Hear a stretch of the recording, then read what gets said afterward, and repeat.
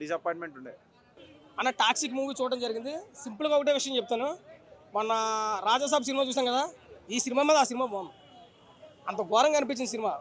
ఉదయాన్నే లేచి 600 రూపాయలు టికెట్ తీసుకుని నరకంలోకి ఎంట్రీ ఇచ్చినట్టు ఉంది.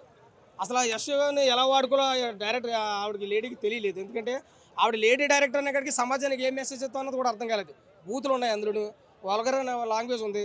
సరే అదంతా పక్కన పెడితే స్టోరీ ఎక్కడైనా బాగుంటాయంటే ఈ సీన్ బాగుంది అనుకోవడం లేదు. జస్ట్ క్యారెక్టర్ వైజ్గా ఏదో న్యాయం చేశాడు అనుకుంటే కొత్త గొప్ప అనుకో తప్ప అంత సినిమా అంతా భ్రమేనా అనుకున్నారు.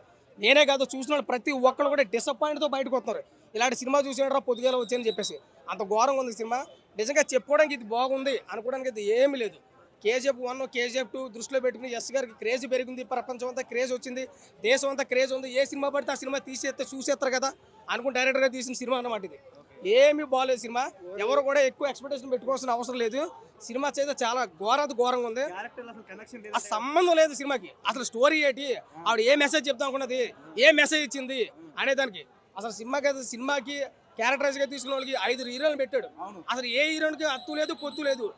మొన్న చేసిన నిజంగా చెప్తున్నాను, రాజాసాబ్ సినిమా దీని మీద చాలా బాగుంటుంది. అంత బాగుంది రాజాసాబ్ సినిమా. ఇదంతా అంత ఏళ్ళు గాలి గ్యాస్ రొట్ట నెంబర్ 1 రొట్ట. ఈ సినిమా ఏమీ లేదన్న సినిమా. అసలు సినిమాయే బాగాలేదు. ఏదో మాకు ఇంటర్వ్యూలో ఒక విషయం చెప్పంటారా, ఇంటర్వ్యూలో గ్యాప్ ఇచ్చే బతికేం కానీ లేదా ఇంటర్వ్యూలో కంటిన్యూ చేస్తే చచ్చిపోతారు జనాలు. అంత ఘోరంగా సినిమా చాలా బాగాలేదు. అవుట్ ఆఫ్ రేటింగ్ సినిమాకి 1 కూడా ఇవ్వచ్చు. అది కూడా అయితే తప్పదు, సినిమా తీసారు కాబట్టి ఇవ్వాలంతే. Thank you. టాక్సికే కదా.